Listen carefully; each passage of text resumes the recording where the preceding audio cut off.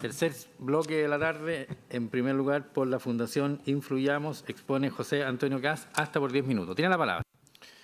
Muchas gracias, señor presidente de este excelentísimo tribunal.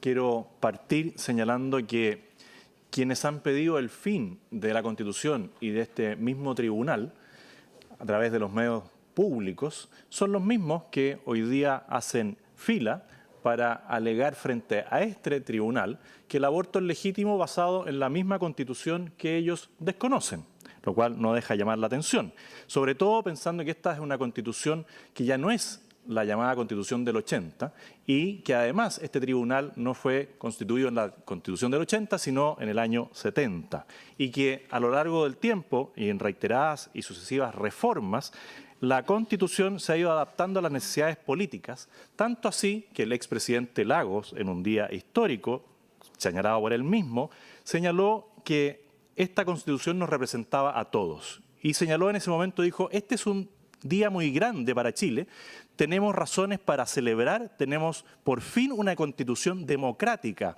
acorde con el espíritu de Chile, del alma permanente de Chile, es nuestro mejor homenaje a la independencia, a las glorias patrias, a la gloria y a la fuerza de nuestro entendimiento nacional.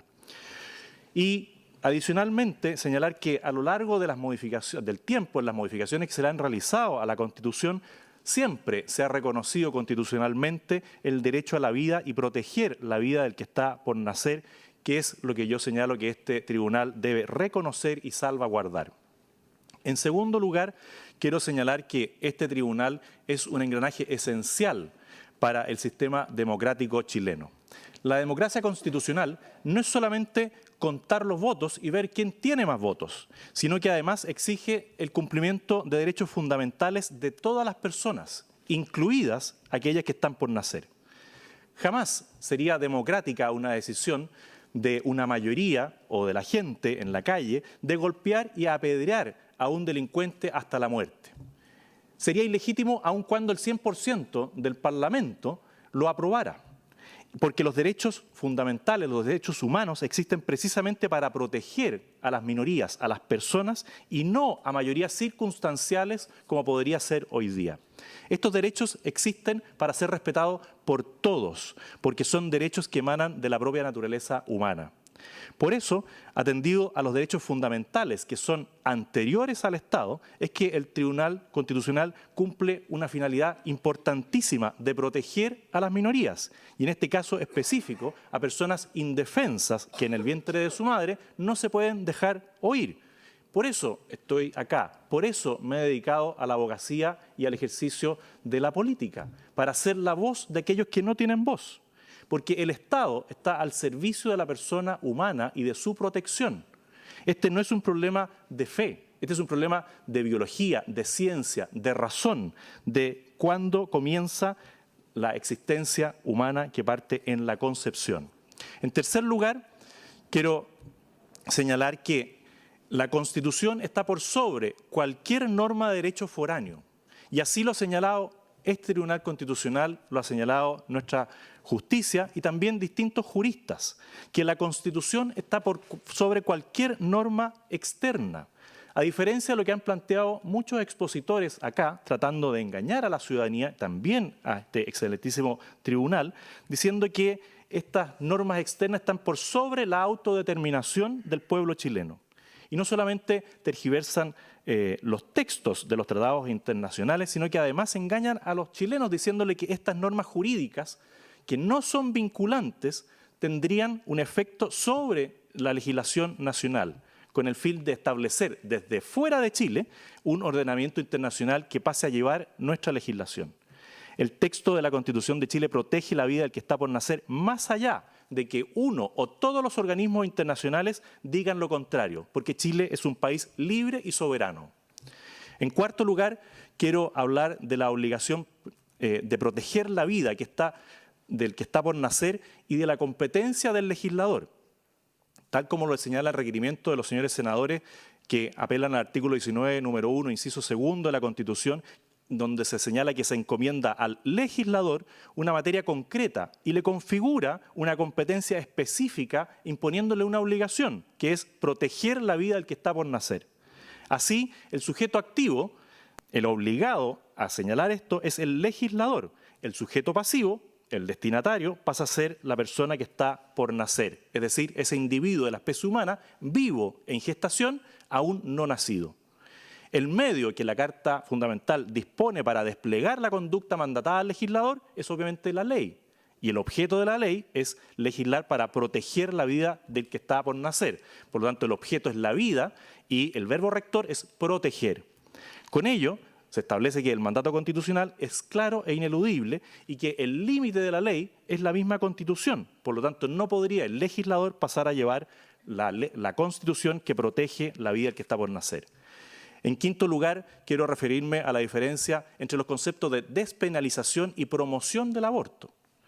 En el proyecto de ley, el financiamiento público de acciones de aborto implica promover con fondos públicos el aborto, lo que va más allá de la mera despenalización, como lo han querido mostrar los partidarios de este proyecto de ley.